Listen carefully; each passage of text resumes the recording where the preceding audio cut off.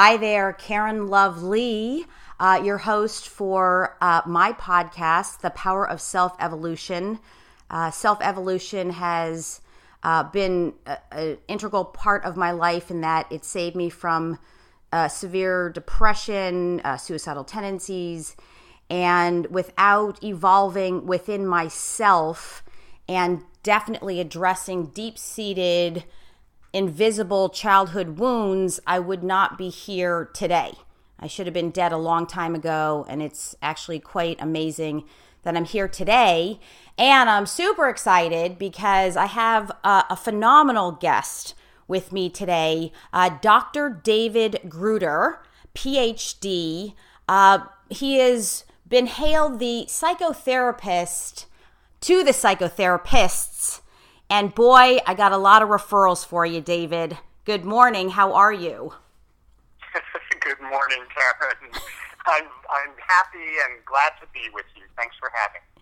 Oh, I just saw you on Facebook and a quick blurb, and the thing that captured my attention right off the bat. Well, actually, I had a friend say, "Oh my God, he had the best quote ever. You got to go watch it, and if at the very least, just watch him." And that's exactly what I did. And so your quote, "We live our lives at the level of our wounds, not our wishes," was like pow pow. That was like, oh my gosh, I've got to talk to you. That's what did it. And then immediately following, leaders build businesses at the level of their self-development limitations, despite their higher intentions. And so I was like, oh my God, double pow pow. And then in reading about you, the thing that I have always closeted in myself is my keen intuition and my clairsentient abilities. And I've actually had mentors say, don't mention that. Like, don't put that on the brochure. Don't let people know that you have highly intuitive gifts, And I said, F that. No, I've got to be me, and if I can't be me, there really is no point. And so intuitively, I felt this connection energetically to, of course, your words, but your energy. And then what I really loved, and this sums it up, is when I read on your website, of all the mentors to the mentors, which is you have absolutely stand above and beyond most because of you. As a trusted advisor, you show up as joyful, approachable, humble, collaborative, and teachable. And I was like, wow, that's intuitively everything that I felt in terms of connecting with you and asking you to be a guest on my podcast. And it's approachable, humble, collaborative is a good one, but for me, you're like so real, and then funny, humorous, light, especially for all of your accolades. I know, 11-time award-winning psychologist, and you're a best-selling, multi-award-winning author, journalist, musician. You're highly multi-dimensional in so many ways. You are the founder and president of Integrity Culture Systems, and there are so many amazing things. And as a psychologist, you specialize in effective leadership and culture architecture, which is really interesting. So we can say all these amazing things about you, highly rated international speaker and trainer. And then there's this fun, light, bright, again, approachable, relatable human being. And for that, I thank you. That's the thing that I picked up energetically. And sure enough, that's who you are. Not just to me, but to a lot of other people and experts. So that said, today we are, talk about the power of the law of attraction.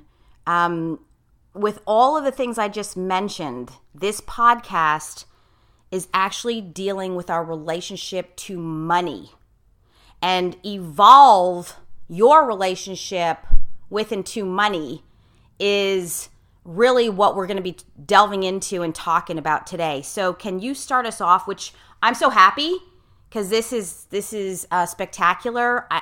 I've been dealing with my own money issues and leveling up to the next level, and then here you are, but that's not even close to why I resonated to you. I love the wound thing, the wishes in the wound thing. And then boom, you're like, I'd like to talk about money. I'm like, bring it. So set us up here. Okay, yeah. I'll set us up as soon as I finish recovering from blushing at your introduction. Yeah, take your time. Yeah, right. Yeah. Our listeners, your listeners, don't really need us to be telling them how screwed up our relationship with money as a culture is.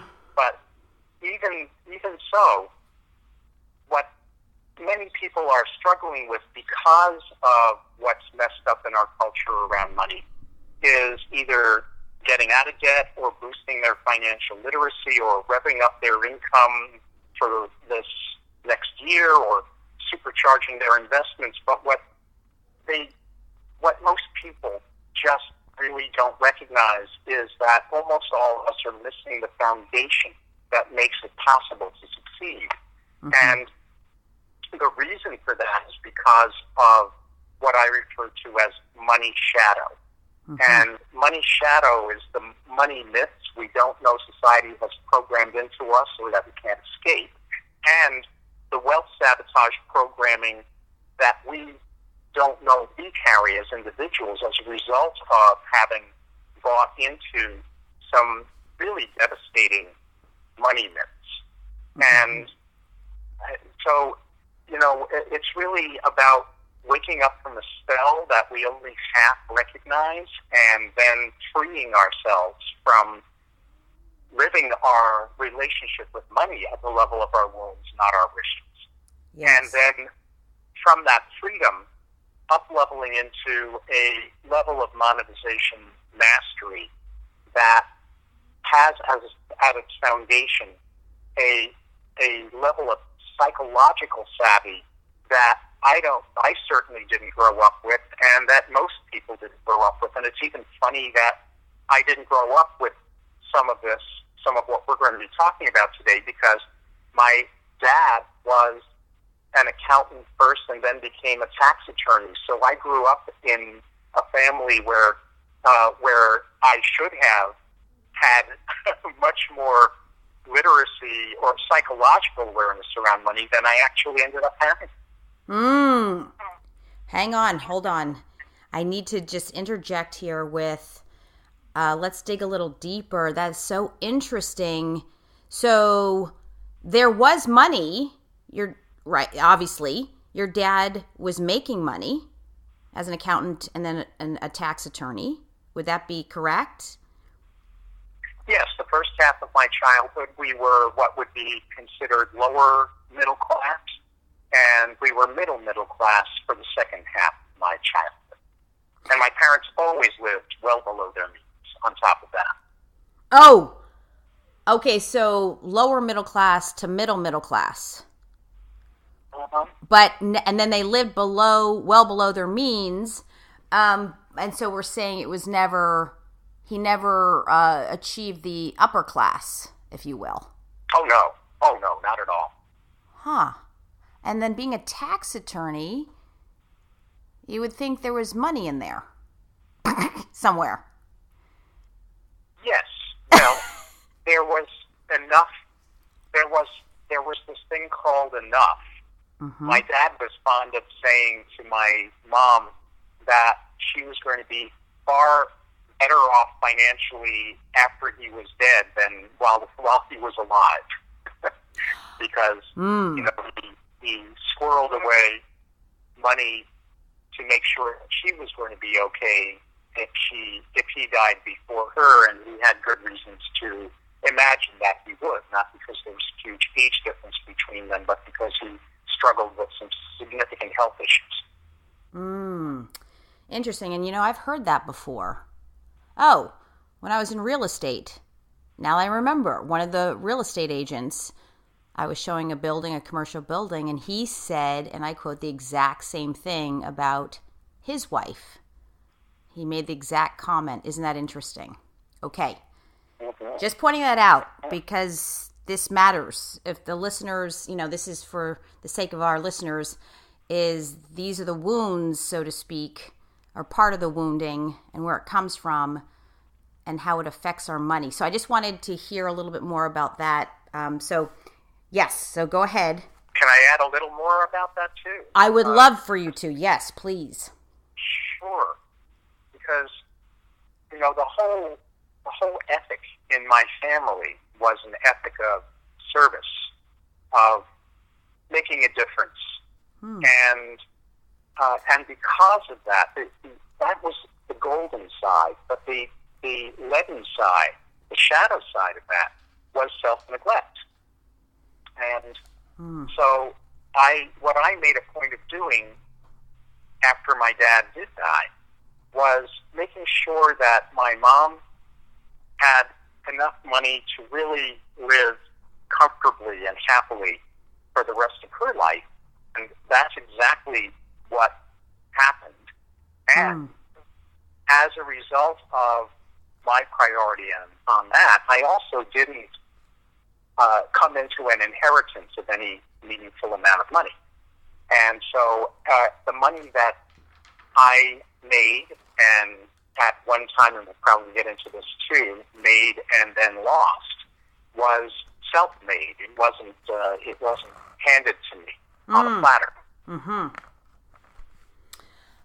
Okay, so yes. So, of course, I want to just go right to all of that, but I don't want to jump ahead or, divert. So the shadow you talk about, there are many of these wounds in our shadowing, or I don't know how you would say it, but that are in shadow.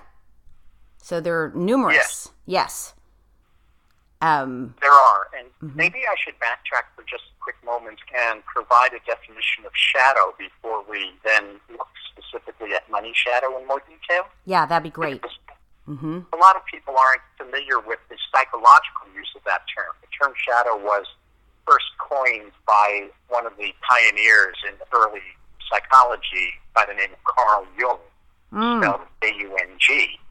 And shadow is the things we don't know about ourselves, or that we try to keep from others, or that we justify about our worldview, even though they undermine our authenticity, relationships, and success. Okay. And should I maybe repeat that? Yeah, go ahead and repeat it, because it's so interesting. And then I'm thinking to myself, wow, with all the years of my therapy, obviously I didn't do any Carl Jungian therapy, so I'd never heard the term. So yes, please repeat. Sure. Yeah. So shadow, as I put it into words, because I sought to have a way of defining it that's not full of psychological jargon, technobabble, and terminology that might not make sense to most of us. Here's how I define shadow again. It's the things we don't know about ourselves, or that we try to keep from others, or that we justify about our worldview, even though they undermine our authenticity, relationships, and success. Oh, can you please say the last one about justifying? Because you always say things, you say almost the identical things that I say in different words, so it's so great. But I love hearing it from another perspective. So can you, the third one, say it in a new way for our listeners and myself? That one's a big one. Yeah. So what's included in shadow, in part, is the paradigm, the worldview that we hold, the view that we hold of ourselves, of others, of how the world works, about the meaning of life events, that actually sabotage our effectiveness and our happiness in the world. Ooh, I love that. would you please then now back that up with your own experience in your own life? Because I have mine, but I would love to hear yours. Yeah. How much time do you have? I got all the time in the world, Doc. I got all the time in the world for this. Well, one of the big ones for me was actually connected to what I was saying about being of service, because there, as I see it, there are people who are focused on themselves and their own self-improvement or their own worldly goals or things like that. There are other people who are mostly focused on connection with others, no matter how much they have to give up themselves in order to be connected with others, unless they're really operating in that realm from a very high level. And then there are those of us who I refer to in a positive sense, not a negative sense, as do-gooders, where we're animated, we're motivated by the desire to have positive impact in the world. Mm-hmm. And that is, even though self-development has always been important to me and a priority for me, and even though connection and collaboration and love has always been important to me, what has animated me the most, what has directed my choices the most, is my desire to have positive impact in the world. And what accompanies that, has accompanied that with me for most of my life, and I come by this honestly because of the family culture I was talking about before that I grew up in, is self-neglect, where I come last. I'm healthy, I'm blessed with good stamina, so, I'll get to me later. And the price that I've paid for that, I've paid a massive price a while back now, by contributing to my self-neglect to the demise of my first marriage. And because the more depleted I became, the less my heart was available to my first wife. And so the end of my first marriage was absolutely a very co-created, devolving, a downward spiral. But that was an important piece of my part in helping that marriage unravel. And then financially, I was so focused on making a positive difference in the world that I overworked, which was part of how I depleted myself. I didn't attend to my investments in a really responsible way, and ultimately the financial independence that my first wife and I ended up enjoying for what turned out to be the final years of our marriage completely evaporated. And all of this through self-neglect while hiding behind the gold in me of wanting to have positive impact in the world. So the goal was the desire to have positive impact, and I'm never giving that up. But I used that desire as a way to hide from the ultimately devastating ways that my self-neglect, my accompanying self-neglect, sabotaged me. Wow. Okay. There's a little clicking and on the phone, and that's okay. This is reality podcasting, but I got to just kind of go over that. Okay, I can so relate, especially when my sister died.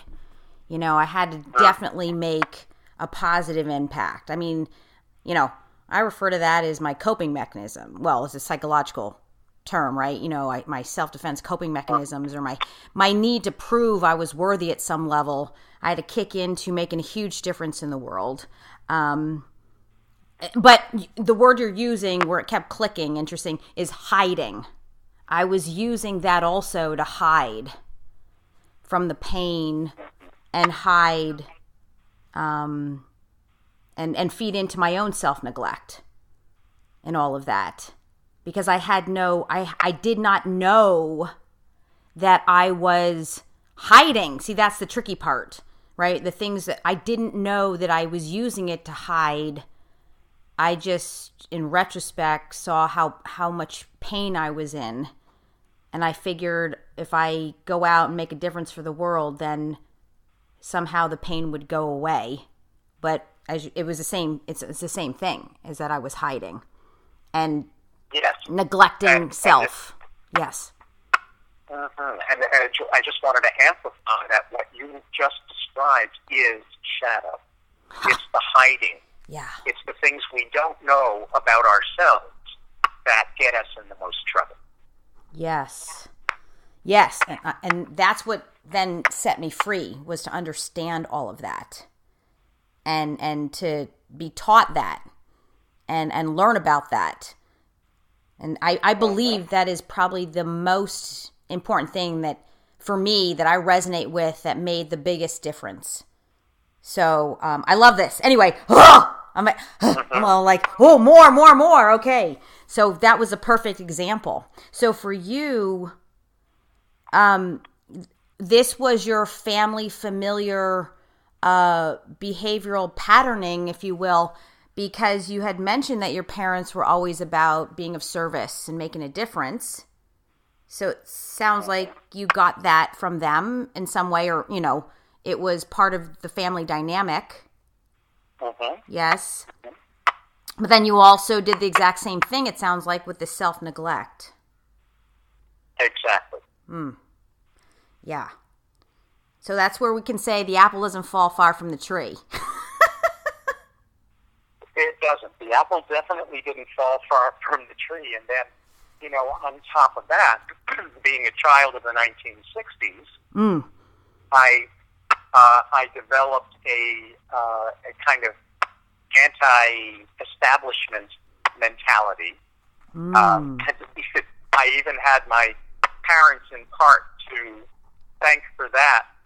Inadvertently, I mentioned this to you in a prior discussion because they unknowingly ended up sending me to Woodstock. So I'm a Woodstock child. Oh, my God. And so there was a whole piece of cultural programming around money and materialism and all of that got really deeply instilled in me too. And so there was a real split inside me around ultimately having attained financial independence by around the year 2000, and then that not really sitting right with my hidden programming, which is part of how it all unraveled. It's part of how I ended up losing almost all of that money. Okay, so hi, Karen Lovely here, and we're back. We had technical difficulties. I am with the extraordinary Dr. David Gruder, PhD, the psychotherapist to the psychotherapists, the mentor and advisor to mentors and advisors, and actually that would be me. So I'm so happy to have you. We had some reception issues, but we're back. And where were we? Let's recap. You were talking about you grew up in the 1960s, anti-establishment, and then your parents naively sent you to Woodstock. So tell us, what they said, this will be good for you. Why don't you go to Woodstock? Well, it wasn't that they said it would be good for me. Truly, nobody knew what the 1969 Woodstock Music Festival was going to be beforehand. It was, prior to 1969, a little music and arts fair that was held on the outskirts of Woodstock, New York. And because I was so involved, I was very involved in music and drama growing up, my parents saved their money and were supportive and kind and sent me off to summer camp, to a camp for the performing arts up in the Berkshires of Massachusetts. And it was in the spring of 1969 that the camp director sent a note home to all of the parents saying, we're going to have an optional field trip for the first time in the camp's history this summer to a music and arts fair in upstate New York, in Woodstock, New York, and would you like to send your child? And my parents naively look at me and say, well, what do you think? Well, that sounds good. That sounds really good. Who would say no to that? Exactly. Yeah. Well, believe me, when Woodstock was unfolding and the news helicopters were circling and transmitting their reports to the networks, and my parents were at home watching on television, if my father could have helicoptered in to pluck me out of there, he would have. Wow. My parents were different people, though, because if my mother could have helicoptered in, she would have joined me. Oh, yes. How interesting. You had such a great balance with your parents, your father and your mother. You're very fortunate. Well, I did. Yeah. My dad was a person who was all about constitutional law and precise thinking, critical thinking, technical writing, and my mom was a published poet. Wow. But I love how you said they were supportive. You know, they thought, ooh, music and arts festival. Our child is musically inclined and likes to sing. So they said, yeah, this sounds great. And off you go. But now, dun, dun, dun, dun. So when you get to Woodstock, and you were 15, is that right? That's what I read, that you were about 15 years old when you went to Woodstock? I was 15. Yeah. 15 and a half. 15 and a half. So when you went there, now let's relate that experience. Can you see a relationship between that experience and how it played into your evolution and to your money relationship? Yeah, I can certainly tie it into my overall evolution as a person. I've never really thought about it much in terms of money, but I'll give that a shot. The thing that I'll share with you as a preface is that I did arrive at Woodstock a drug-free virgin, and believe it or not, I left Woodstock a drug-free virgin. Oh, wow. Okay.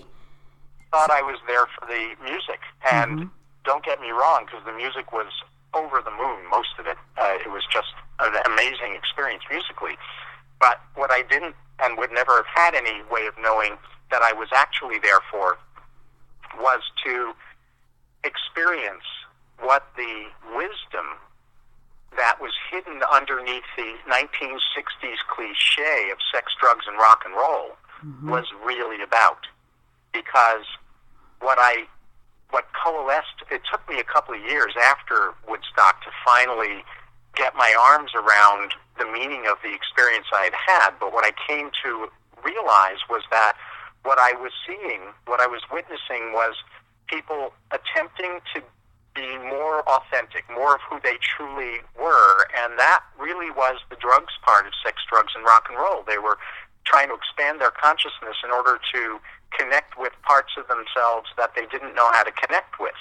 And the sex part of sex, drugs, and rock and roll was all of the free love and all of that stuff. But what was underneath that was rebellion against the duty-based, contract-based version of marriage that predominated our society through the 1950s and on into the early 60s, when it started to crumble, and my generation was looking for a way of bonding with the people that we were in primary relationship with that went beyond obligation, that connection. And that was the sex part of sex, drugs, and rock and roll. And then the rock and roll part of sex, drugs, and rock and roll underneath that was that for the first time in the history of music, there were lyrics appearing in songs that were telling us as a society that we did have the power to change the world.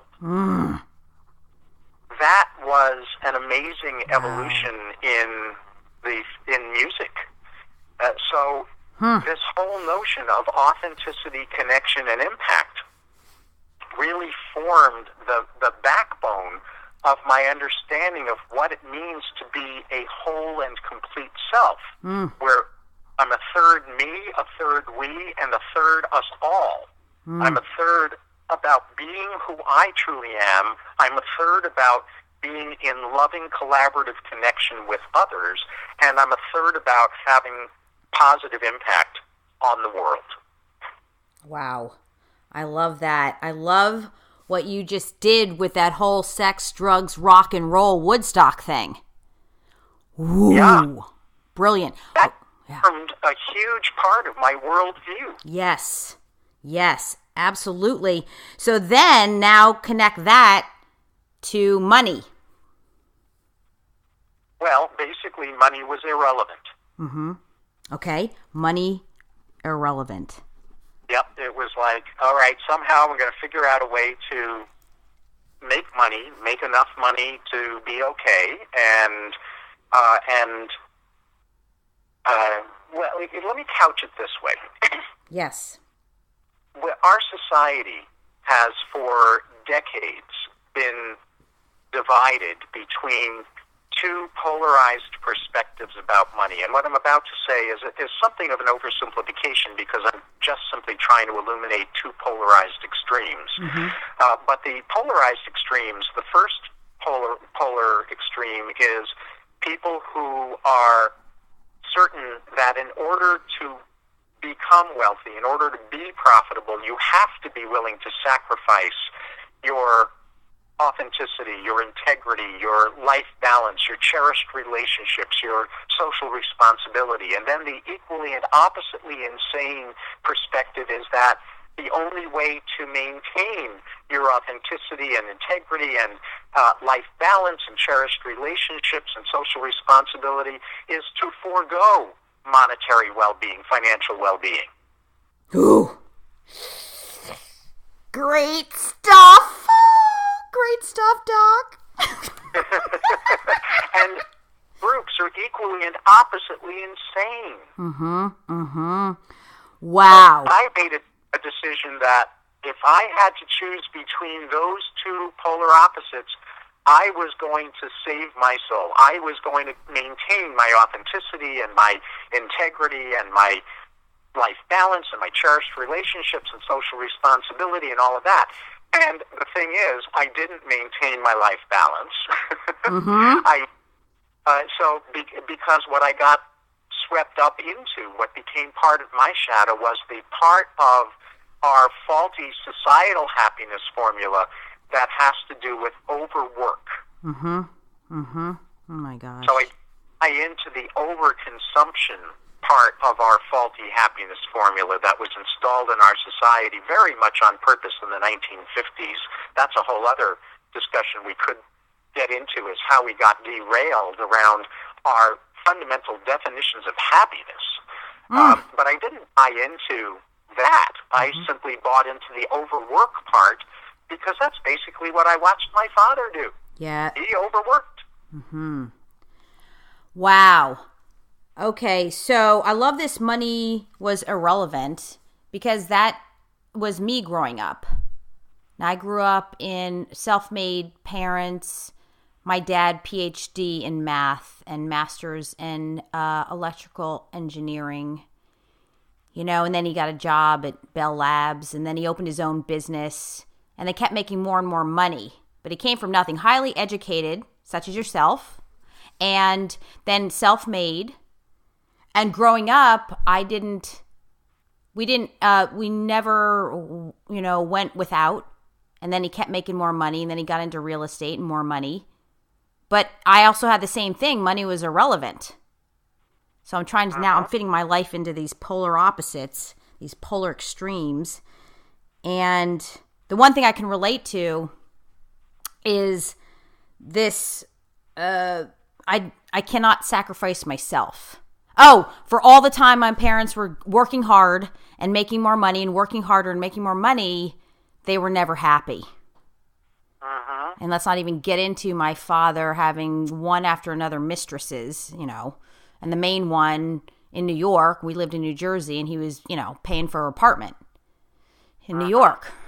So clearly not happy. And I didn't know this as a child, but I could see my mom. We felt the energy, and I'm very empathic, very intuitive. So I knew there was some darkness, the shadow. There was a darkness called the shadow. Now that I think about it, growing up. So I'm just kind of relating myself, because this is what I want my listeners to do always, is to listen for ourselves to see how we can relate to your story. I mean, I love hearing your personal story and how what you went through impacted your money relationship. And yeah. Yep. And just to piggyback off of what you were saying, my parents were unhappy too. They were very unhappy in their marriage. And my father didn't have affairs. Neither of my parents had affairs in the romantic sexual sense. My father's version of affairs was overgiving in his service work, so that he was depleted and unavailable and closed off at home because he was so exhausted. And he also, his other mistress, as it were, was that he was a bridge player. He was actually a life master in bridge, which is the bridge game's equivalent of a black belt in karate. Wow. And so he had own mistresses, but they weren't women. They weren't people. They were service work and bridge. Oh, that is so genius.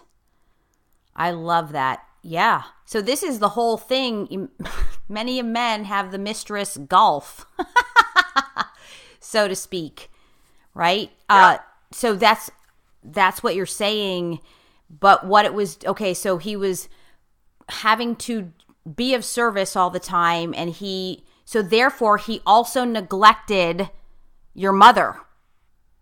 He neglected my mother, and relationship. He really, in many ways, neglected my brother and me. He didn't neglect us in dutiful ways, in the sense of he didn't neglect us financially. He didn't neglect us in terms of our health or our well-being or our education or our ability to pursue things we were authentically interested in. But in terms of being fathered, in terms of being role modeled by a healthy male role model, didn't happen. My father was a rageaholic.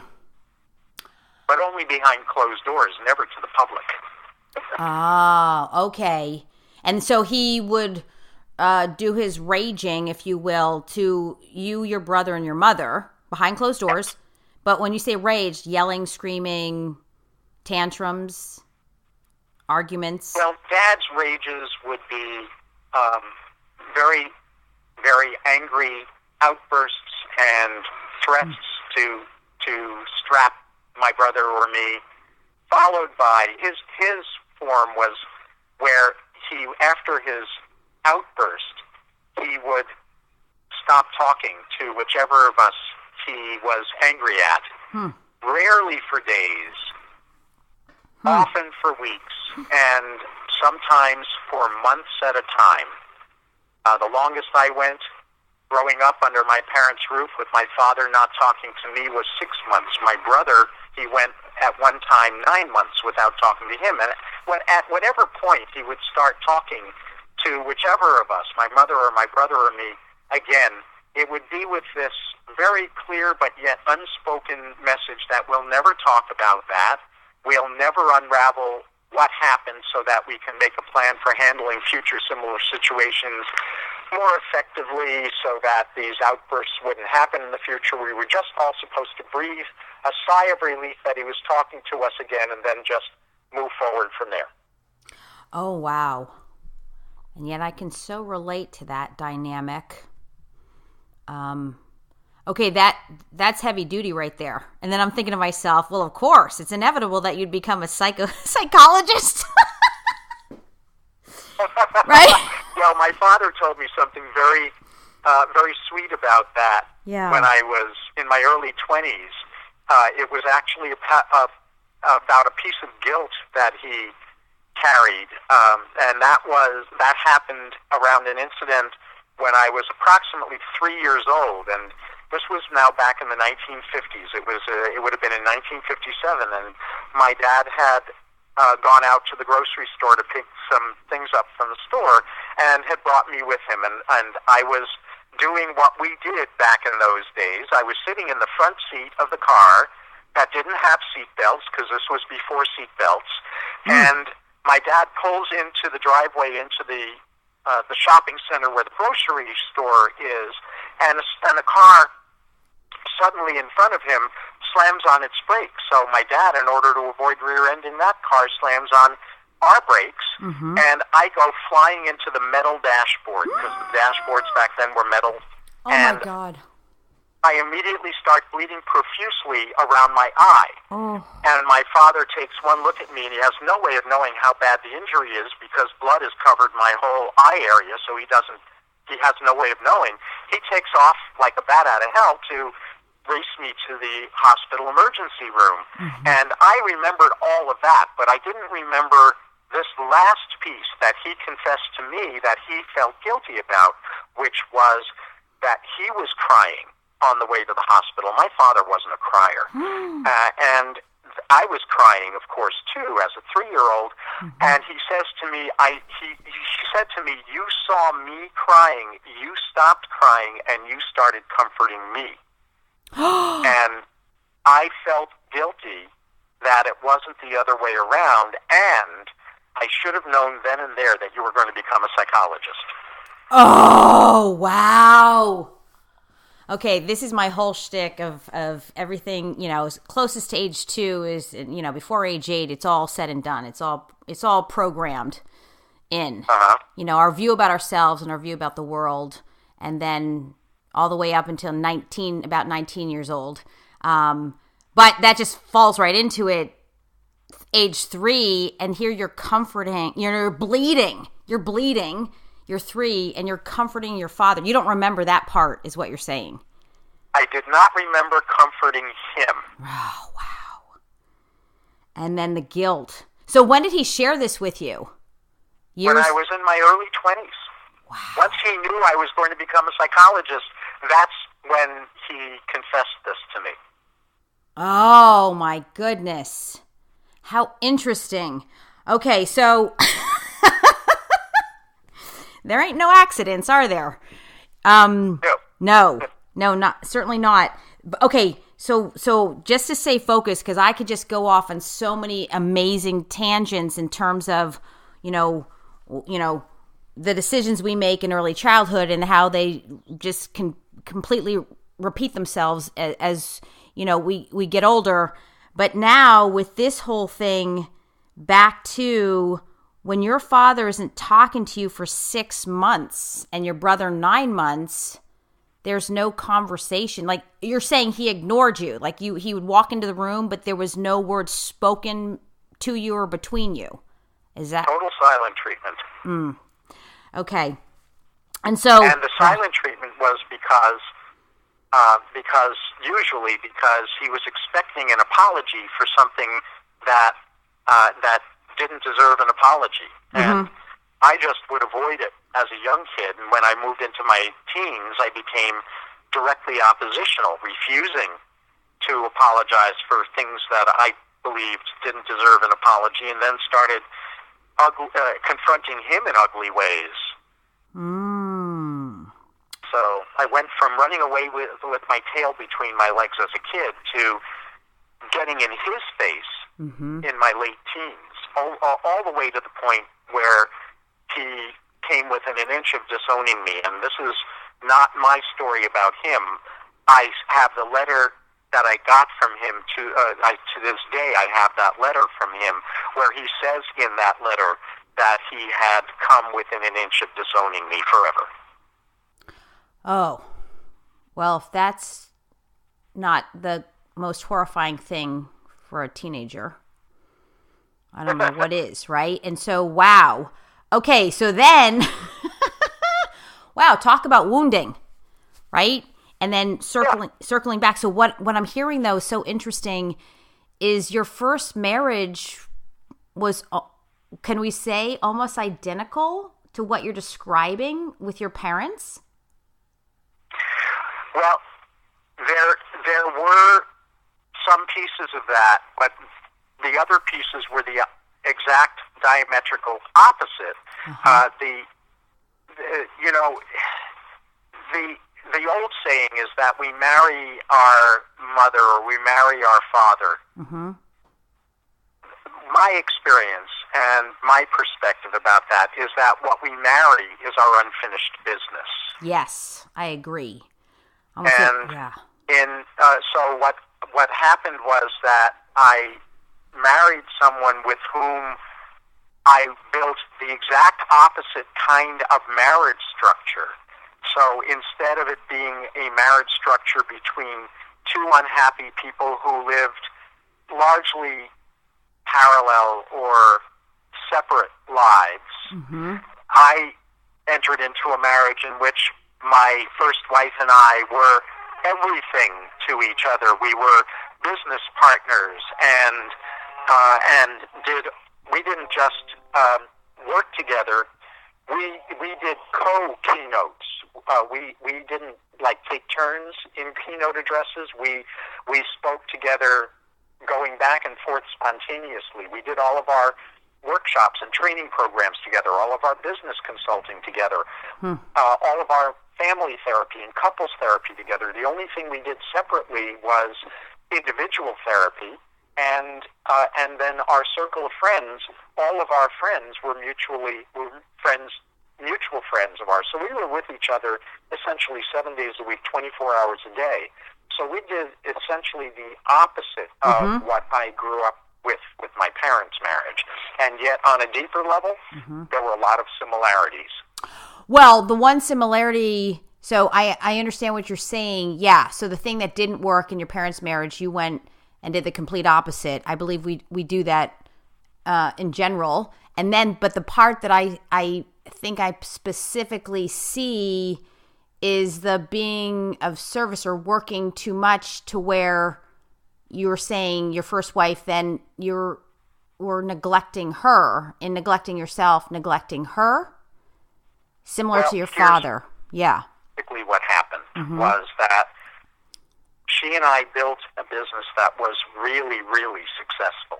It was successful reputation-wise and credibility-wise and financially, and it was, it was also rewarding in many, many ways, but we unknowingly built the business in such a way that we became its slave rather than it being built to become our servant. And then what ended up bringing us to our knees was that a series of life upheavals that had nothing to do with the business. They actually had to do with things that had occurred in her family's life, and also a massive house flood. We came back from giving a workshop, and our house had totally flooded, where we had to literally move everything out overnight, and we were out of the house for 6 months while it was renovated from the top down, the bottom up.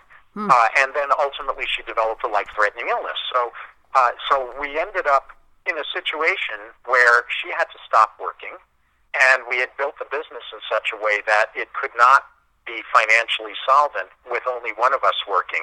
So massive changes had to happen there, and I ended up in a position where I was being the primary caregiver and the sole financial, breadwinner, as it were, and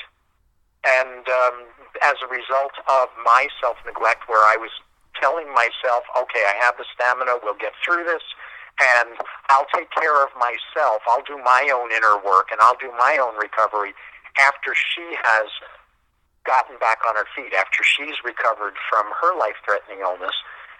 And what happened as a result of that classic masculine, dysfunctional masculine arrogance was that I became more and more depleted, and the more and more depleted I became, the more my heart shut down, and that's how I became like my father.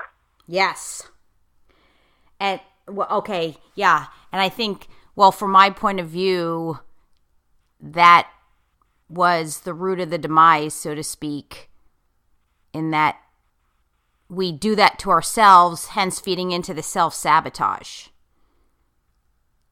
Yeah. And then that was certainly the root of my contribution to the demise of the marriage. Yeah. Yes. And so fitting that into, the shadow aspect,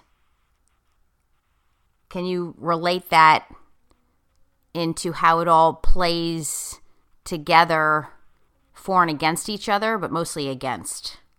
Does that make sense? In other words, I'm not entirely sure what part you're asking about, but I'll take a stab at it. Okay. Yeah. So all of those shadow pieces in me, the self-neglect, the overwork, the seduction of overworking, because I have always loved what I do for my career, and I have always,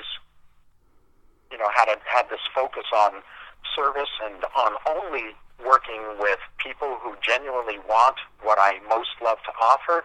So all kinds of gold that were hiding my awareness of my self-neglect, my overgiving, my undernourishment of myself, and my inattention to the financial stewardship that I needed to have around my financial investments, the ways that I was, that the money that we were generating was becoming our employee and working for us toward financial independence.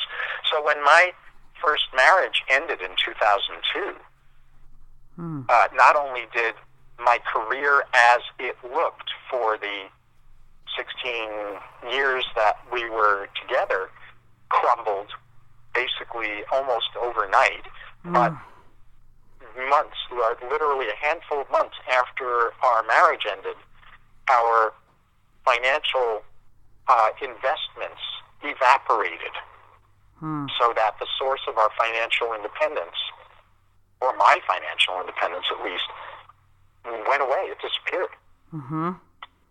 Those were the consequences of my shadow, my money neglect, not being a financial steward of money, because I was just living this myth that says, do what you love and the money will follow.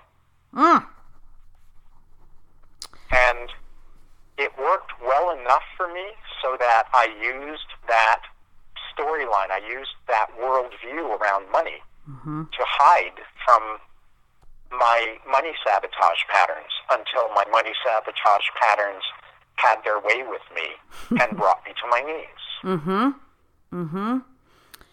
And is that answering the question? Yes. Yeah. It's just connecting the dots to see, how the wounds feed into the sabotage, which affects all areas of life, but again, specifically connecting it to the money, so then we can culturally,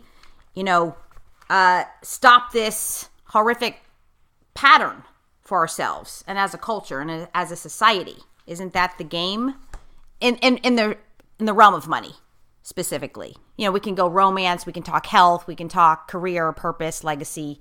But for this podcast, focusing on the money relationship and evolving that.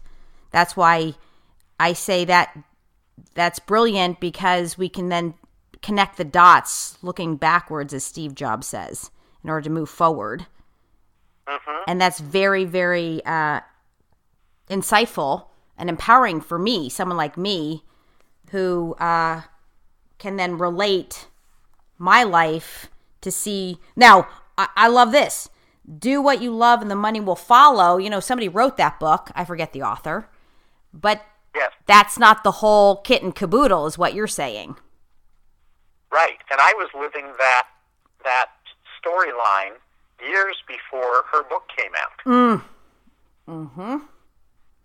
So when that book came out and this title is "Do What You Love, the Money Will Follow," I thought, oh yes, well I must be doing it right.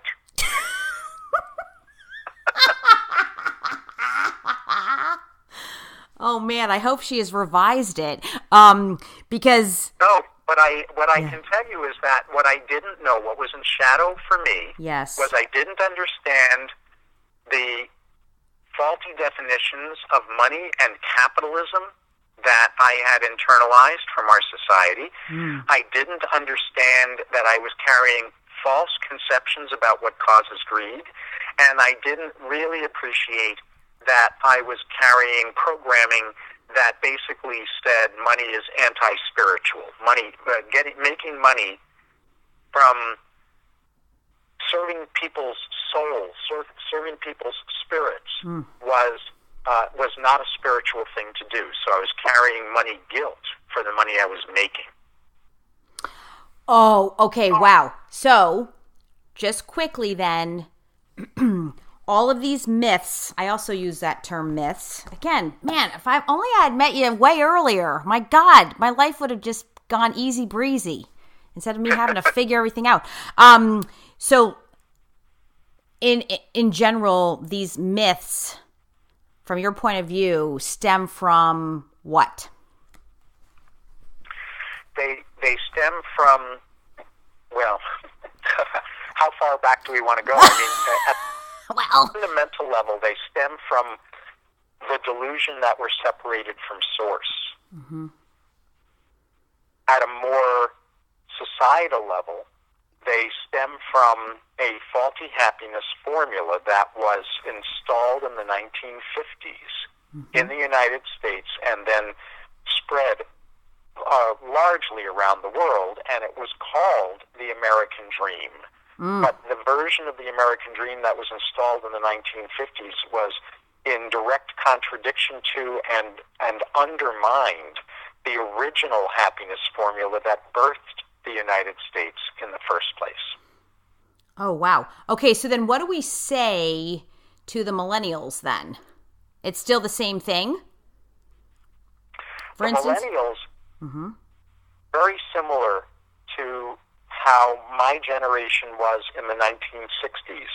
We knew we were rebelling against something that was very, very wrong from the 1950s and before. We knew we were rebelling against something that needed to be rebelled against, but we didn't grasp the anatomy of the spell well enough to know how to change things in a useful way. And so our attempts at rebellion in the 60s backfired and imploded and got shut down. And the millennials are rebelling against the largely unintended consequences of the devastatingly destructive happiness formula that was installed in the 1950s, because it restructured how our society worked, and millennials are in rebellion against the vast unanticipated consequences of that. So they're trying to build something fresh, but they too don't know the anatomy of the spell we've been under. All they know is the utterly unacceptable, massive, devastating symptoms of what that spell has led to. Ooh, that is so great. Whoa.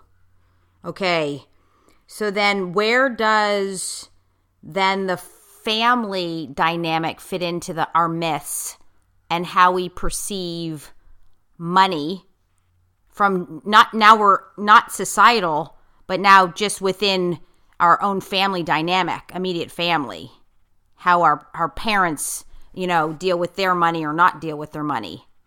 That just exacerbates it or complements it. Yeah, that's the question. Yeah, in our families are, to one extent or another, trying to follow the formula, the societal formula for happiness, or they are rebelling against the dysfunctional versions of that societal formula.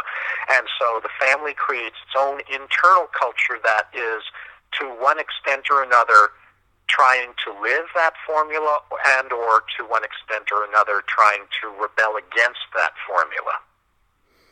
Ooh. So, you rebelled a little bit, right? You were rebelling? Yep. Mm-hmm.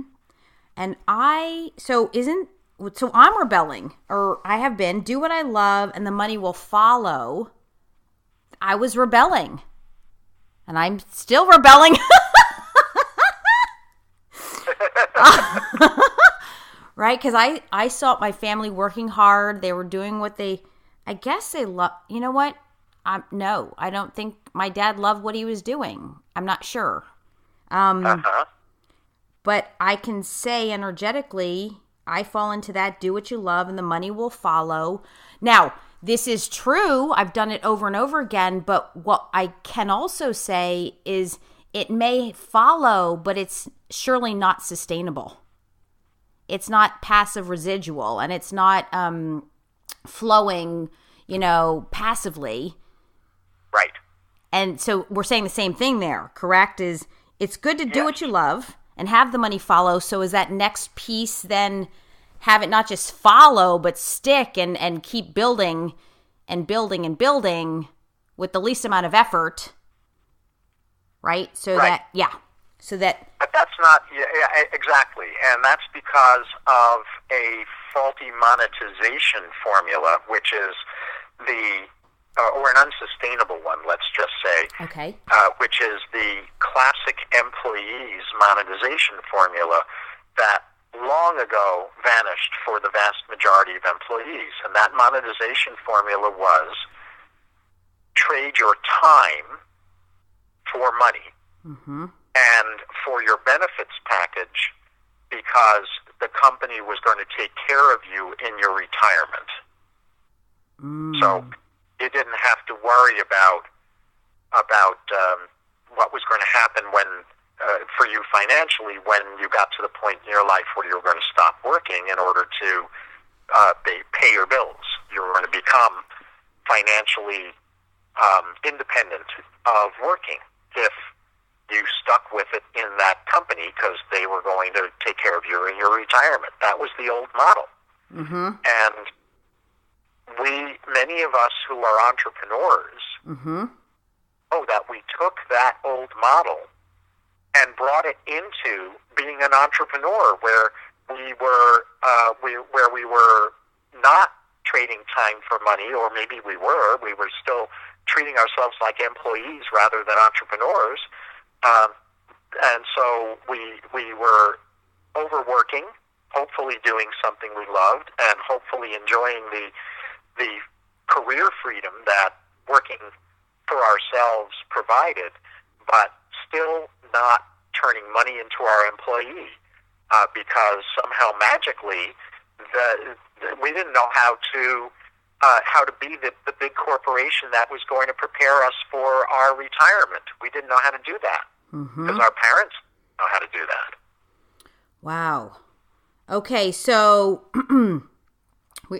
we're covering money myth busting, waking up from the money spell, and and we're talking about the cultural money polarization, wealth versus integrity, right? And the faulty definitions of money and capitalism.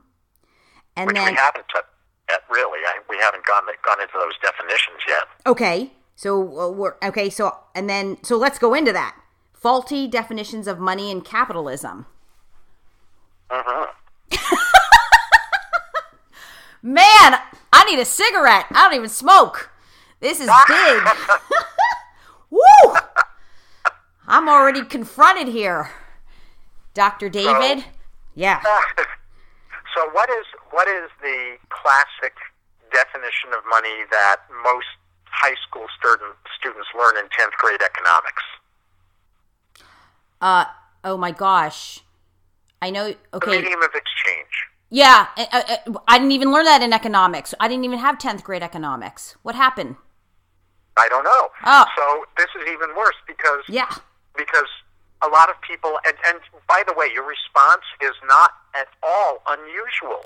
When I ask people how they define money as part of what I do when I'm doing a wealth makeover with someone, is they oftentimes don't even know how to define it. And when they define it, 95+% of people who are able to give me a definition of money, they give me that definition, different wording, but it boils down to money is a medium of exchange. And that definition falls into a category that I refer to as true but not useful. Okay. What money is nothing more or nothing less than portions of my life energy in a converted form. Yeah, I love that. I have my, yes. Sorry, go ahead. No. No, I was just going to say, through my self-evolution, I use different wording, but very similar again. I just called a physical manifestation of our love for self and lack thereof. But I agree with what you just said. But that has always been my version through the evolution process. I never even took economics in 10th grade. Money was nothing. It was invisible, irrelevant for me for decades. But I do remember believing money was freedom, which that doesn't work either.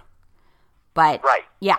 That then stems also from another faulty definition around money, which has to do with the connection between money and wealth. Most people are trained to believe that money creates wealth.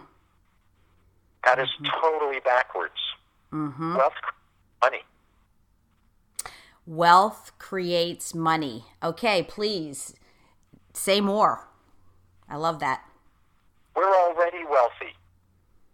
We are? Each of us has wealth in different forms. I refer to it as multidimensional wealth or M-dimensional wealth. And so different people have different forms of M-dimensional wealth. Some of us are blessed with health wealth. Some of us are blessed with relationship wealth, love wealth. Some of us are blessed with spiritual wealth. We have a very deep spiritual connection. Some of us are blessed with creativity wealth. Some of us are blessed with educational wealth, knowledge wealth. Some of us are blessed with life experience wealth. And some of us are blessed with skills and abilities, wealth in specific areas of skills and abilities. Those are all forms of wealth. And what we do, whether by design or intuitively by programming, is that we decide which portions of our wealth we are going to convert into money. Ooh, that's good. And when we don't know how to convert portions of our wealth into money in ways that are deeply and authentically self-respectful of how wealthy our wealth is, we sell ourselves short and we never have enough money. And we end up resentful because we're giving our wealth and we're not converting that wealth into money in a way that feels integrous and equitable to us. Whew. Okay, so can you then briefly, again, connect that to your life as an example? Sure. Yeah. So after my financial independence vanished in late 2002, I decided, okay, I have to reopen my private psychotherapy practice. Now, I had closed my therapy practice in the year 2000 because the other parts of my career, the speaking and training and business consulting and organizational development parts of my career, were taking me on the road so much of the time that I found myself having to say to my psychotherapy clients, oh, you're going to have to hold that crisis for the next week, and I'll be back, but I'm going to be out of town a week or two later, so you're going to have to hold the next crisis too. Oh my gosh. And that didn't match my ethics, my sense of internal ethics around availability of a psychotherapist to their clients. So I felt, I became clear that I had basically a forced choice decision to make between either pulling back on the amount of time that I was out of town doing those parts of my career, or closing a waiting list psychotherapy practice. But it was going to have to be one or the other. And it took me a year of meditation and prayer and contemplation to finally reach a point where I felt truly clear about which way to go. And the guidance was to close down my therapy practice. Now, I'm in San Diego, and San Diego is a therapist-glutted market, and my therapist colleagues, when I closed down my practice, which was not just a waiting list practice, but it was cash and carry. It wasn't. I didn't participate in what people call managed care, and I call mismanaged carelessness. I was cash and carry, and so it was what by today's standards would be called a boutique practice, but there was no term for that back then. But my psychotherapy colleagues thought my little red choo-choo had gone around the bend when I closed down a waiting list private practice that was independent of insurance reimbursement. They thought I was not just one sandwich, but two sandwiches or more short of a picnic. Right. Exactly. And I understand why they thought that. Wow. But when I then ended up losing my investments that were generating passive revenue for me, passive income for me, I thought, all right, I'm going to have to reopen my private practice. And literally the night before, I was going to mail out a letter. Back in those days, most of my list was offline, not online. Right. I was about to mail out a letter to all of my former psychotherapy clients announcing that I was returning to providing psychotherapy.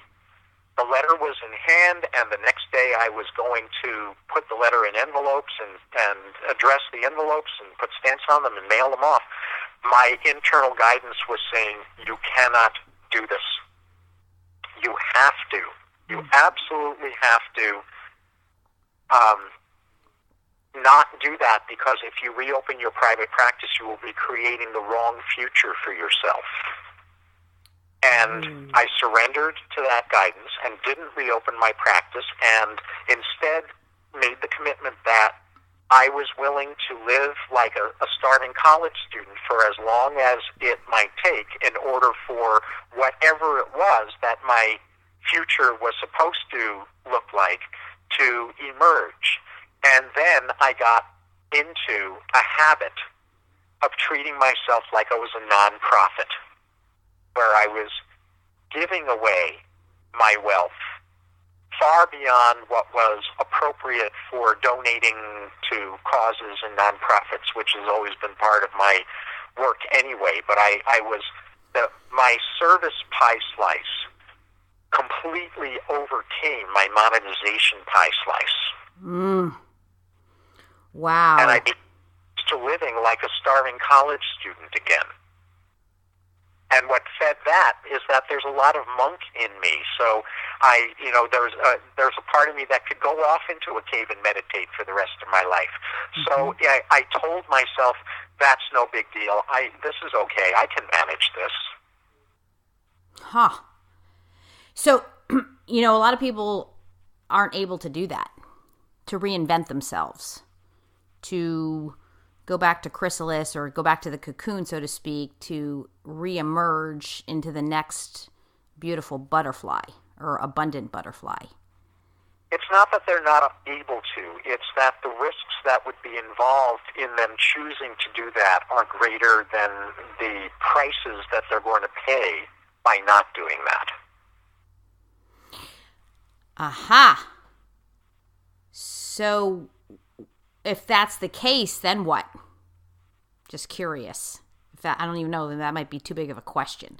But if that's the case, in other words, your ability to do that is challenging for most. So how do we handle that? It was challenging for me. Yeah. But for me, there was no alternative, because the prices I was going to pay for not doing that were higher for me than the risks that I was taking in allowing myself to go through a chrysalis process. So the first step is for people who are bludgeoned into surrender, which is what I refer to that period of my life as that was the theme of my life at that time. I was feeling bludgeoned into spiritual surrender. The only alternatives available are to go back into the old pattern and try to make the old pattern work. And you know about the old definition of insanity as doing the same thing over and over again, expecting a different result, Right. or taking a leap of faith. Mm-hmm. And what people don't generally go through, at least people that I have mentored don't generally go through until I bring them through this process, is an eyes wide open evaluation of the risks that they fear or will take if they take that leap of faith, and the prices they will continue to pay if they don't. Mm-hmm. And until they've gone through that full informed consent process in an eyes wide open kind of way, they aren't going to make an informed choice on their behalf about whether now is the time to answer that wake-up call, or whether they're going to press the snooze button on their wake-up call alarm clock and allow the wake-up call to recycle itself in the future in a next, more intense way until it's intense enough for them to take the step in favor of their own spiritual evolution. We all have the will and the ability and the right to make that choice. Nobody can decide for us when it's time for us to take those leaps. So, okay. So then, with your intuitive senses, your spiritual meditation, and really sitting with self, you were able to make this self-informed choice to not go back into the private practice, and to then do what? Where did you go? Into a chrysalis. Yeah, into the chrysalis. Got it. Okay. And that's the whole point we're making here, is to be able to do that, but you still didn't know what it looked like. I did not. Aha. All I knew when I entered into the chrysalis was that I had a real branding problem with myself, because of the breadth of my areas of expertise and the fact that I had confused the marketplace, because I have given keynotes and training programs on over 100 different topics over the course of my career. So I've completely confused the marketplace, or had at that point. And the only thing I knew back then was that the way that people from each of the different sections of my life characterized my most central trait, or my most central brand, if you will, was integrity. And I also knew at that time that I was missing huge pieces in my own integrity because of how self-neglectful I had been, and the huge prices I had paid for that. And what that then led to was my being guided into the awareness that my next book at that time needed to be a book on restoring integrity in society, in individuals, in families, in businesses, just across the boards. And so my first book came out in 1996. It won 2 book awards. In 2008, my second book came out, which was my book on integrity, and that won 6 book awards. Wow. And it was an interdisciplinary book, and it won so many book awards across so many different categories because it was an interdisciplinary book. But before I surrendered into the guidance that I was to write that book, I really had to sit with myself and decide whether or not I was willing to hold myself to impeccably indisputable standards of integrity, because if I was going to presume to write a book on integrity, then I was going to be held to almost inhuman standards. And was I really up to that task? Was that something that felt authentic, or felt like it was going to suffocate me? And ultimately, I wrote the book because I realized it wasn't going to suffocate me. Oh my gosh. Okay. So, what's your soundbite definition of integrity? From your point of view, I'd love to hear it. My soundbite definition of integrity is what I described a little bit earlier. Mm-hmm. It is being fully authentic, mm-hmm. fully connected, and having full impact. Ooh. It is being aligned with being who I truly am, mm-hmm. being bonded and connected and collaborative and accountable to others, and having a positive influence in the world in my chosen spheres of influence. And when I am all three of those things, I am in what I have referred to since writing the book as three-dimensional integrity, because what I have found is that most people who authentically value integrity only value one or two of the three dimensions, just mm-hmm. like I did. I valued my self-development and my authenticity. I valued my connection with others. Let me go backtrack. I valued my connection with others, and I valued my having a positive impact in the world, but I was profoundly self-neglectful. So I was out of self-integrity. I was mm-hmm. out of integrity with the me part of me, we, and us all. So I was 2/3 integrous. Yes. Other people say all I can do is work on myself, and I have no control over the world, so if other people don't like me, that's their problem. And if they don't like what I do, that's their problem. And that's one-dimensional integrity. They're being authentic with themselves, but they're being out of integrity with connection, and they're being out of integrity with impact, as a for instance. Okay. Once again, I want to say that's brilliant. And I love your definition, because I hear the word integrity. I'm like, okay, you know what? And it doesn't have, because I am also multidimensional, but have been accused of multi-personality disorder, but really multidimensional. And I can really relate to that. So I'm so glad I asked that question about your all-encompassing definition of integrity, which I love, which is incredible. And so here's the thing. I knew that you and I would get on our podcast and it can go. And so do you still have time for us? Because I see that, I want to have integrity around our time.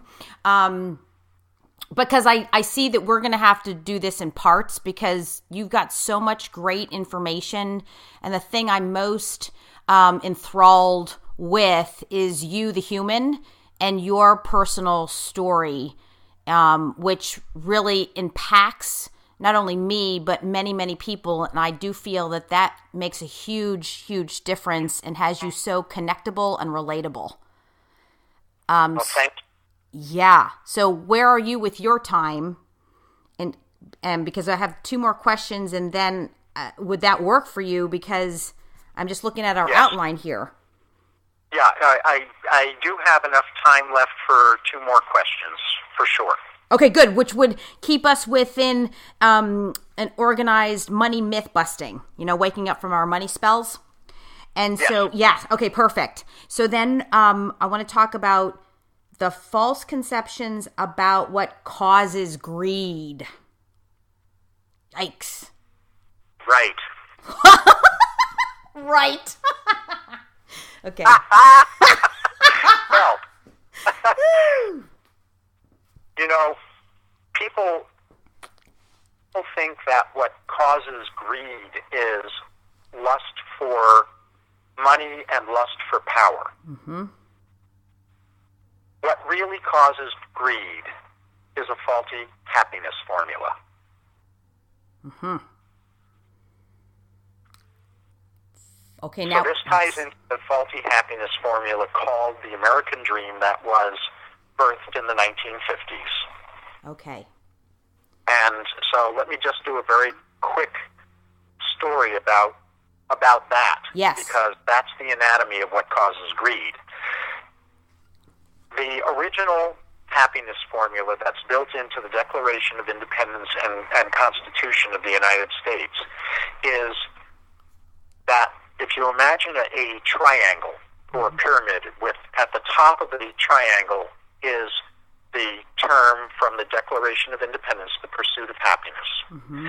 And in the corners, at the two corners at the base of the triangle, one corner is freedom, and the other corner is responsibility. So a combination of freedom and responsibility that in my book on integrity restoration, The New IQ, coined as free responsibility, is the formula for happiness. That when we are free to be who we are, and we are responsible to those around us and to our society as well, then we will be happy. We can't help but be happy.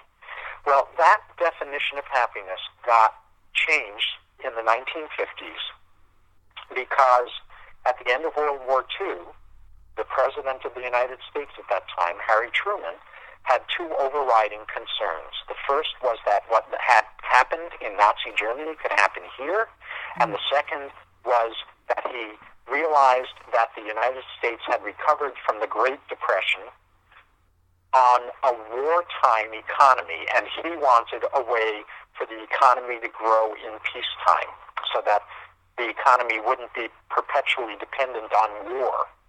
And so he convened a group of politicians and business people and charged them with the task of coming up with a plan for how they could minimize the chances that what happened in Nazi Germany would happen here and keep the economy growing in peacetime. And what they came up with was this thing called the American Dream. And the American Dream replaced or redefined the pursuit of happiness at the top of that triangle with excessive consumerism. Now, there's nothing wrong with consumerism. There's nothing wrong with loving certain things or loving a lifestyle or loving the freedom to travel or whatever that individual's or family's definition of consumption is. There's nothing wrong with that, but when we make our happiness dependent on excessive consumerism, then money is in charge of our happiness.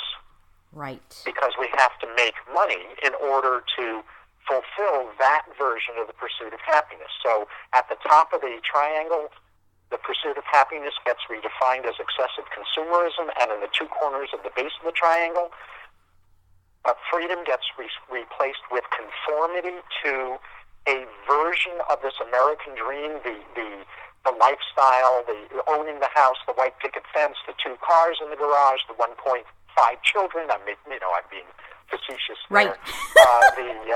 The vacations, the dog and the cat, and if we did, and all of the latest consumer, electronics and appliances and ways of living in an easier manner.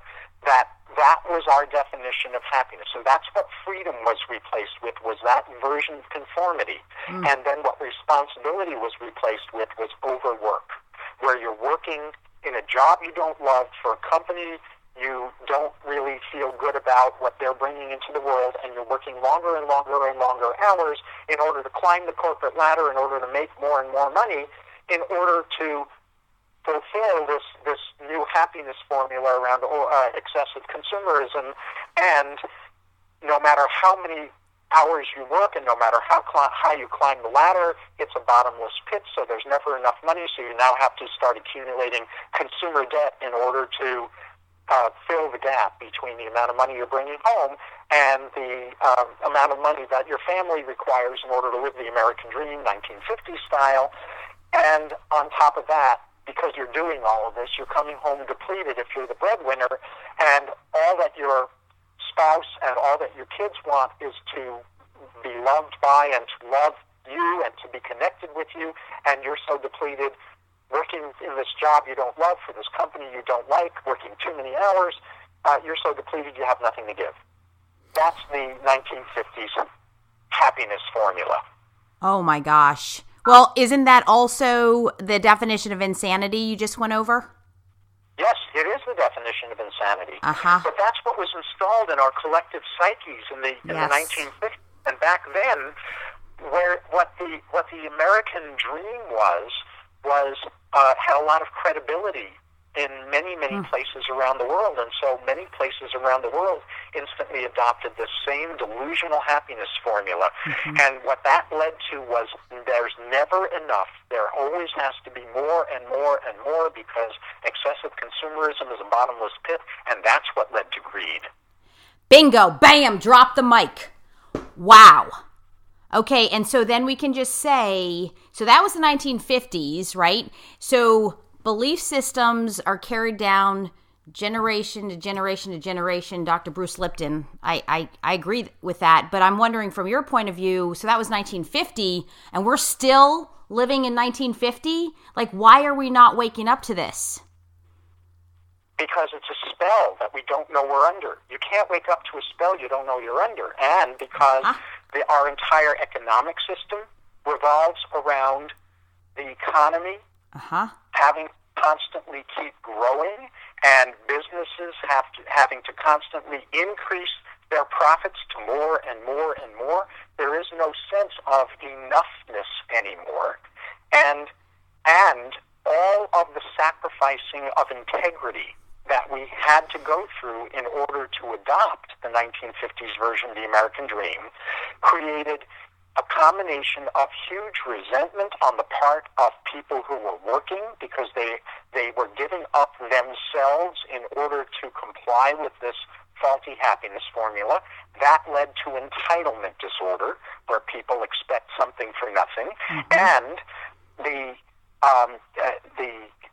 corporate world was being controlled more and more with overregulation, because as the public gave up self-responsibility, they looked to the government more and more and more to make the decision-making for them and to protect them from abuses and things like that. And so businesses started being regulated more and more, so they, in order to try to sidestep all of that regulation that was suffocating their ability to function well, they gave up their corporate integrity, and on top of that, because they were being expected to continually expand the economy, they had the pressure to give up their integrity in another way, which was to invent demand for products and services for which there was no demand, in order to keep the money growing. Oh my God. Okay, so then how do we stop this? The quick answer. It's actually not that complicated to describe. Okay. It's just a matter of having the will to implement it. The way we stop any spell, like if you think about spells from fairy tales, yes, there are three ingredients to getting free from a spell. The first one is waking up to the fact that we're under one. Yes. The second is understanding the anatomy of the spell well enough to recognize it when it's being perpetrated on us, so that we can inoculate ourselves against being manipulated by it. And the third is to have an alternative to that spell that is far more compelling and enticing and magnetizing for us than the spell is. Oh, perfect. Wow. And what My Money Shadow material does is that it helps people wake up to the fact that they've been under a spell. It helps them understand the anatomy of the cultural spell and their personal shadow spell that they've been imprisoned by, and then it provides them with a different framework for how they monetize their wealth. Woo! Okay. So I love this. So then my big question is, so when are you running for president? Take a wild guess how many people have asked me that question over the years. Oh my gosh. I would say 10,000. I don't know. A lot of people have asked me that question. And the bad news is that running for president, being president, is not what I'm called to do in this life. Crap. What I'm called to do is to be the mentor and the advisors to the people who are called to be in highly visible leadership roles. Mm-hmm. Yeah, and you know, both are so, yes. I mean, I understand that. And again, can relate to that myself. And I say, darn, if only we could clone you, because that would be good. But I also understand and respect that is your calling. And but if we could clone you, then that clone could run for presidency. which that I think sounds like a lot of fun, because I would love to be the advisor to that clone. I know, and then it would be pretty good because you'd be advising yourself, so to speak. I know. Oh my gosh. Okay, so I love what you just said. That was so genius. And so, last question for this part 1: the myth that money is anti-spiritual. Yes. The spiritual inheritance that we come from in both the Western world and the Eastern world, in both the Eastern traditions and the Western traditions, is one that says when you're doing God's work, you should be doing that freely without any thought of compensation. Mm-hmm. And I believe that that is a notion that has long outlived its usefulness. I believe we have a spiritual responsibility to generate financial well-being for ourselves at such a level of overflow that, number one, we aren't dependent on others to take care of us for us financially, and number two, that we have so much overflow that we can recycle the amount of money we generate that's beyond our own sense of enoughness in order to have even more positive, impactful influence in the world. That the whole notion of spirituality and money, that whole paradigm has completely shifted, where I believe we have a spiritual imperative to monetize, to monetize selected portions of our wealth in ways that do not require us to sacrifice our authenticity, our integrity, our life balance, our cherished relationships, or social responsibility. And frankly, most people have no idea how to have the both and neither did I. Mm-hmm.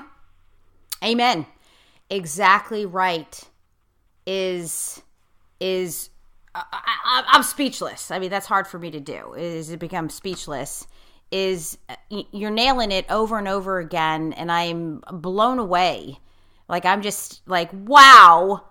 And then it's me, and I love how you can say it's you too. And that's what and again, I can't tell you how much I appreciate that you, as a PhD and a psychotherapist, you're able to share yourself with us and your personal stories and what you've gone through. If only just one of my therapists had said something of just a little bit, that would have made a difference for me. And that's what the biggest draw for me in relating to what you have to say, and then wanting to be educated and to learn and be coachable or trainable, because what you have to offer is so truly valuable is not even the word. It's just like so enlightening and feeds into this high level of spirituality and our ability to, quote unquote, have it all without the shadow part. So then it would be truly pure and authentic. And I can't stress enough how important it is to allow ourselves to just be us and understand that our wealth is based on our gifts and how we perceive our own inner greatness. And then that wealth translates or manifests or creates the money. So just recapping that and what I'm hearing for myself. And okay, so that said, this money shadow reprogramming, is that it? No, sorry, it's money shadow programming. We're going to get into that in part 2 of this podcast series.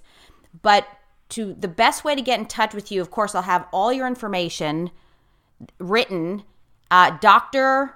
David Gruder, Grud, David, Gruder with a D.com. And it's Gruder. It's drgruder.com. drgruder.com. Oh, I'm sorry. Yes. So just drgruder.com. But if anyone Googles you, you'll be the first to show up, I'm sure. Yes. Okay. And then in terms of getting more information about your money shadow program, that is there a separate place to go for that? Or where do we go to get more before part 2 drops? Sure. Well, I'm going to be launching an online training program around all of this. But in the meantime, Perfect. What I have made available is essentially money shadow makeover consults. And in order to access that on the drgruder.com website, on the bottom right of every page is a blue contact button. And if you click on that contact button, if you want information, you can just simply send me a message. But if you want to schedule a money shadow makeover consult, then you can just click on my scheduler and you can book yourself into a time with that particular service that's listed in my scheduler. Ah, beautiful.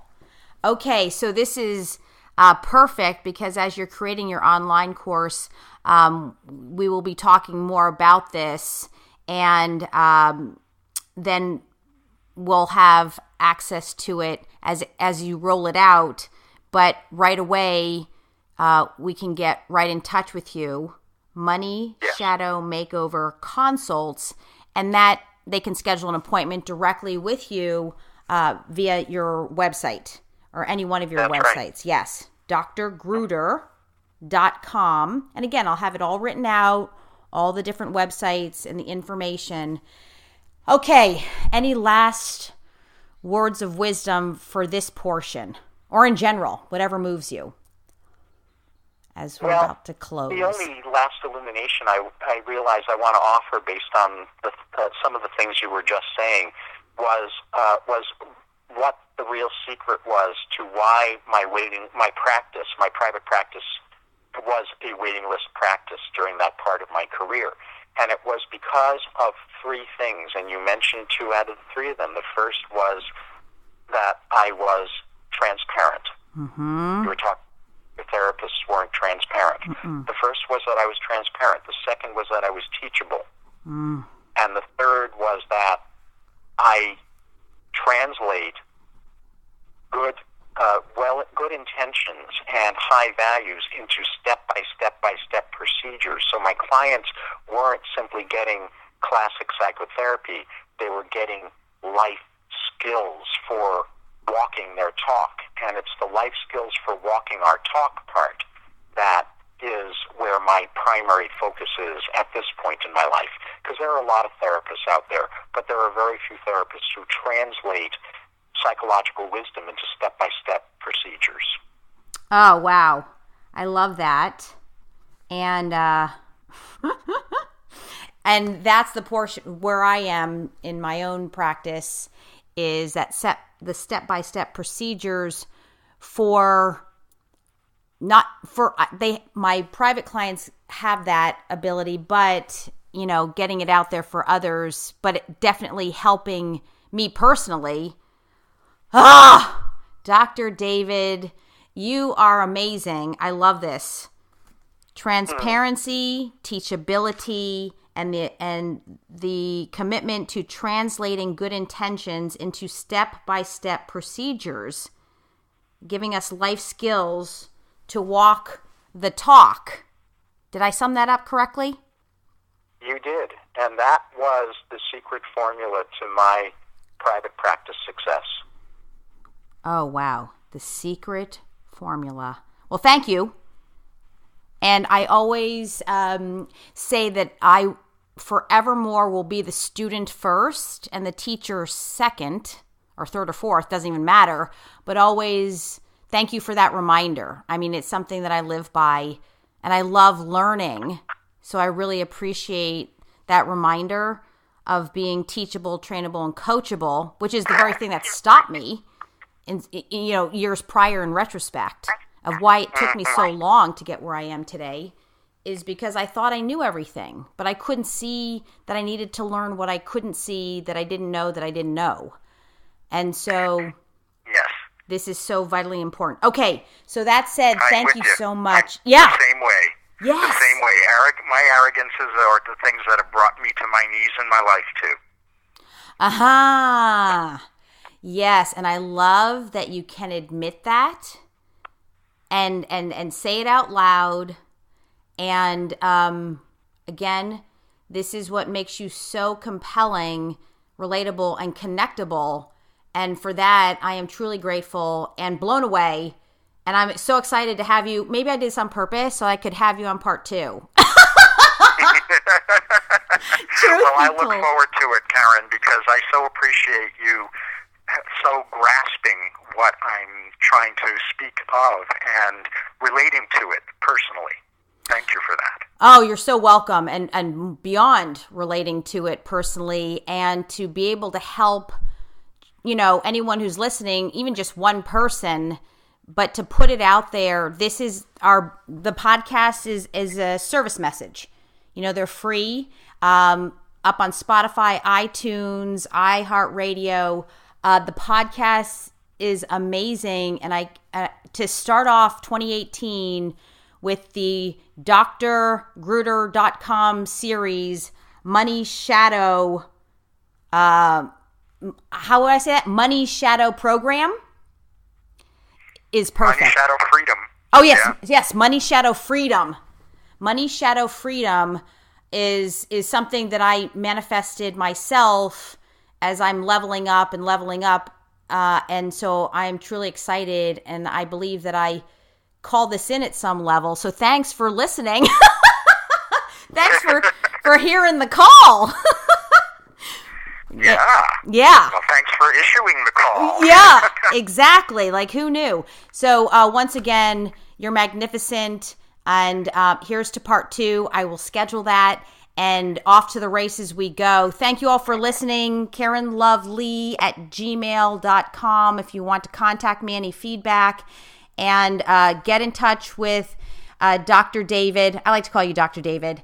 And here's to 2018, starting the year off with a big bang, and really becoming free in the evolution of our relationship to self and money.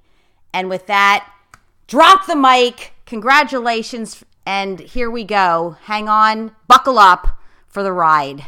Thank you all for listening. And until next time, Karen Love Lee signing off. Thank you, David, so much. You're spectacular. My pleasure.